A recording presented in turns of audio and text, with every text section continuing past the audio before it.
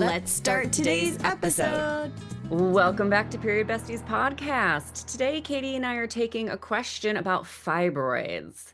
This was a woman of color who asked us about fibroids and what she can do to reduce them. She had been recently diagnosed and she wanted to see what alternatives there were to surgery.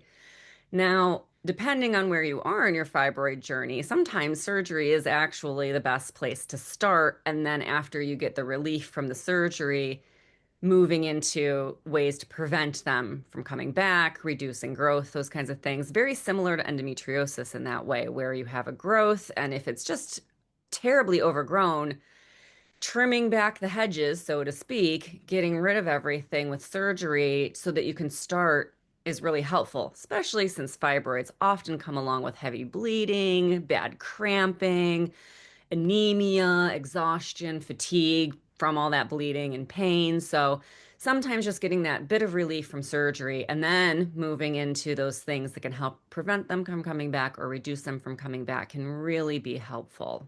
Yeah, I've worked with so many women over the years that have had fibroids, and I would say 99% of them eventually did have surgery to remove them. And one thing too is like just a lot of pelvic pain and pressure. That was actually one of my clients' first symptoms. Like she wasn't really even having that heavy, she was having heavy bleeding, but not necessarily more than normal for her. And then had that pelvic pain and had the surgery. And nobody likes surgery. I had a C-section with twins. Like I tell Jim all the time, like never take me to the hospital again. I'm never having surgery. So knock on wood. But ultimately, that usually is the best remedy for fibroids. Just a little bit of number data, get everybody a little bit more aware of what might be going on. And I'll say, unfortunately, because nobody wants fibroids, right? So unfortunately, 90% of Black women, 9 out of 10, 90% of the population will develop fibroids at some point in their life. So that's a really, really big number. Asian women, depending on the country and where they live, about 30 to 70% higher risk of developing fibroids. This is all in relation to white women. And then, unfortunately, again, a lot of Latina women have never been studied, Hispanic women. So there's not a lot of research and studies and data on this, but what we did find was about 30% higher risk of developing fibroids than white women. So there's definitely something going on that we need to talk about. And this is such a great question because we actually haven't really talked about fibroids yet. So season 3, we're going to talk more about fibroids because this data, the numbers really were shocking, honestly. Like I knew it was high. I didn't realize it was that high. I remember back in the day, my goodness, it was my first job in New York City when I was working in publishing. And one of my friends had, I believe she had like 10 to 12 fibroids the size of baseballs in and had to have surgery. And I remember she was out for a good month. Like it was a real, that was, first of all, that's a lot of fibroids and they were really big. And she had that surgery. And about 5 years ago, she had surgery again. So unfortunately, they came back, not as many, but they did come back. So it's definitely one of those things that we want to talk about because estrogen dominance, right, is one of the number one causes. So reducing estrogen can be really beneficial for hopefully, if you do have surgery, making changes to your diet and lifestyle can hopefully help not have to have another surgery down the road. Yeah, absolutely. I found it really fascinating. I bet that when they really start doing some studies on Hispanic women, they'll see that number rise as well. And yeah, my first summit I ever did, I had a Black woman who came on and talked about Yoni steaming and how she had fibroids, and she had so many of her friends diagnosed with fibroids that she realized this was a real problem in the Black community. So she started doing Yoni steams for herself and her friends, and they saw their fibroid sizes reduce. They saw less growth. That's something that there's absolutely no studies on. But when I have a woman of any color who comes to me with fibroids, I say, look, a very nice Black lady told me that Yoni steaming worked for her and her community. So I'm going to say, do it, right? So it's something that I recommend to any woman dealing with fibroids, but even just women of color who are clients, I will throw it out there as a look, hey, you might not be diagnosed yet, but especially if you're a Black woman, the odds are very high that you're going to get there eventually. So maybe start this now as a preventative medicine situation and just do it regularly. It's also very relaxing and very chill, and you can do it at home yourself. You need to be specific with the herbs that you put in there because some can be like you would think lavender, but lavender is so abrasive and it's not great on those really sensitive mucous membranes. So you wouldn't want to do that one necessarily, and you don't want to use essential oils unless you really know what you're doing. But I often will say, like, just get some chamomile tea, rip the tea bags open, or just leave them together. Just throw them in a little mini crock pot, and then just sit on like the edge of your bathtub or something. Put a robe or on you, little mini crock pot on low underneath, which you can get at thrift shop for like $1 or two, and then just, get a magazine or a book or put a show on the laptop on the toilet or something and just kick back for like 20 to 40 minutes and just let it steam. And I know it makes no logical sense, right? Like the steam can't go up into the womb, blah, blah, blah. But like, I don't know what to tell you. That's what women are telling me, Black women from their own mouths in their own communities, and I am not going to argue with that. So it seems to be very effective. I also love Yoni steaming, and at the Asian spas that I have been to, every now and then you'll see a Yoni steaming room in there. And so, like when I lived in Los Angeles, my friends and I, every birthday would be like, let's go do a group Yoni steam at I think it was Hughes Spa. So we would go like all of us and just sit in the room and drink tea and read magazines and BS for like the 40 minutes that you get to sit there and then, do the saunas and stuff. But it was always very cheap. So it was a really great way to spend a day with your girlfriends and do something good for you, but also it was a very cheap way to like hang out for the day. So it's definitely prevalent in certain Asian cultures, which I wonder if that might be part of the difference in where you're from in those Asian countries being such a huge span between like 30 and 70%, maybe because some cultures are more prevalent with things like yoni steamings versus others. But yeah, it's really quite an interesting thing. So I definitely recommend that. And yeah, absolutely estrogen reduction, right? My favorite thing is always eat a raw carrot a day. It just helps pull that estrogen out. It has a particular fiber in it which binds to that excess estrogen, helps reduce it. It's got to be raw.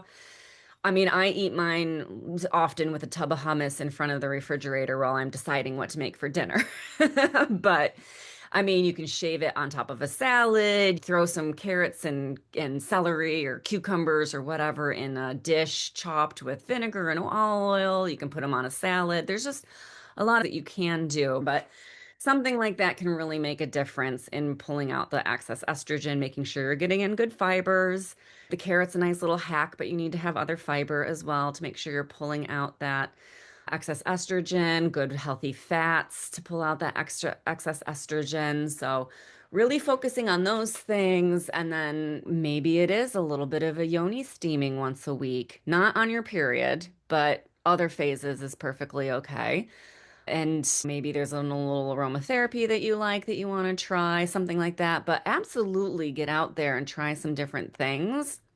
But yoni steaming from Black women's mouths is to me like that's my go-to now. The estrogen reduction through food, and then that's my top number one.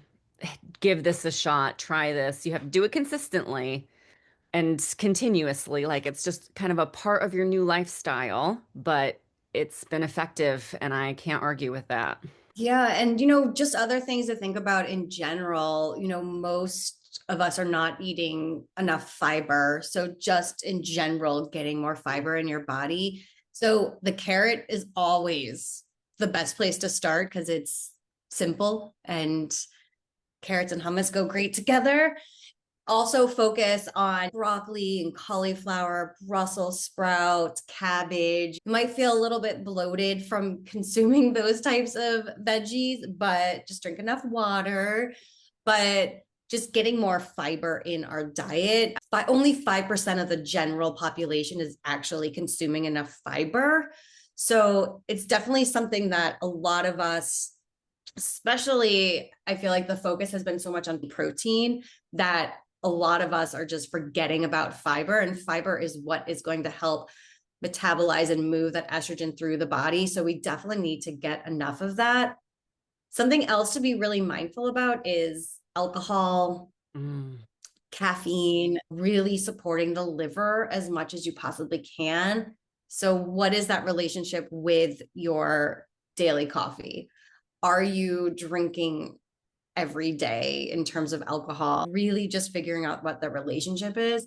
And it's not even just giving it up, but if you are noticing that you're drinking a glass of wine a day and you have fibroids, really try to minimize, or if you're at a higher risk of getting fibroids, really reducing that will support the liver. If you're having coffee, most people drink coffee, either switch to a gentle tea or always just have water, food, and then coffee in the morning too. Just keep that blood sugar regulated. Maybe try to get to 1 cup of coffee a day instead of consuming 3 or 4 cups of coffee, whatever you might be doing. And another thing to really support the liver is minimizing toxins. And we live in 2026. It is becoming more challenging. The regulations that are being stripped back are very scary, honestly. Do what you can, okay? What you can do, simple things, taking your shoes off before coming into your house, swapping plastic for glass, so storing food in glass containers, looking for shampoos and lotions that have essential oils, not fragrances. Even if you just looked at everything in your house and just took things out that have fragrance in them, you're probably going to minimize your exposure dramatically by switching those cleaning products or perfume, different things like that. So do what you can, but all of us should be minimizing the toxins as much as possible to Yeah. help with our liver, to help reduce that estrogen load. Yeah. And don't forget things like soda have a lot of artificial colors. Caramel coloring has been shown to affect the brain function as well, which is going to affect your hormonal issues as well.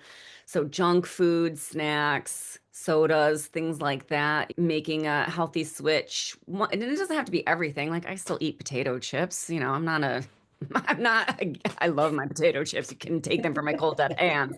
But in the afternoons, instead of having some like potato chips as a standalone snack, I'll have some nuts or an apple or something like that. And then I'll have the chips after a meal. So a lot of times, if I'm going to have a little junky snack, I'll have a really good big lunch with protein and fiber and stuff like that, and then have my chips, substituting out soda. I mean, I know it's like a cheap thing, but Coke and Pepsi and all of those things that are not a color found in nature are just the food coloring is really rough on our estrogen production. It makes our liver work so much harder because it's looked at as a poison for the system. So just those kind of junk food snacks and drinks, like if we can substitute out, say, a soda water instead here and there, it can make a really big difference. So just little things like that. And like I said, it doesn't have to be all, and like Katie said, just start with one thing, but making those little switches. So I hope that helps people who are struggling with fibroids. And like I said at the beginning, if you're in a place where you are hemorrhaging blood, you're feeling faint, lightheaded, exhausted, the pelvic pain is terrible, surgery can give you relief. So it's not failing. I mean, I say this to every client I have as well. Surgery is not a failure. It's just a way of helping get you some relief so that then you can make those healthy changes from a place of not distress. It's hard to do that when you're distressed, you know? 100%. Yeah, it's just like Yeah. you're already exhausted, you're already in pain, and now you're giving up your favorite snack. No, get the surgery, start making the changes, and then hopefully your next surgery is not 2 years down the line. Maybe you never have to deal with it again, or it's 6 years down the line, right? Like, even if we're just pushing the years back, that's still a win. So take the little steps as a win. Don't look at surgery as a defeat or anything. Really do what you need to do to take care of your body first and then make those changes so that you can move forward from a really healthy place where you're feeling much better. Yeah. And keep us posted. Let us know what you try and how you're feeling. And if you have surgery, if you decide to do that, like let us know how it goes. We're here for you. We're thinking about you. And please just take care of yourself. That's just the message in general. Do what's right for you. Don't worry about what anyone else thinks and just take care of yourself. Thank you so much for joining us. We will see you on next episode. And if anyone else has any more questions for us, we would love to get back to you and share our thoughts. Talk to you soon. Bye for now. A big shout out and thank you to our sponsors for today's episode, Period Coaching School and Katie Bresek Wellness. Thanks to you, our favorite bestie, for listening to the Period Besties podcast, where no topic is TMI. And of course, share this episode with your besties. Remember to leave us a 5-star review, nothing less than the best for us besties, and subscribe wherever you listen to podcasts. You can follow us on Instagram at Stasha Washburn and at Katie Bresak, or email us at periodbestiespodcast@gmail.com. Check out more about us at katiebresak.com and periodcoachingschool.com. And of course, check the show notes for free goodies and extras that support this episode. We'll see you on the next episode. Bye for now, besties.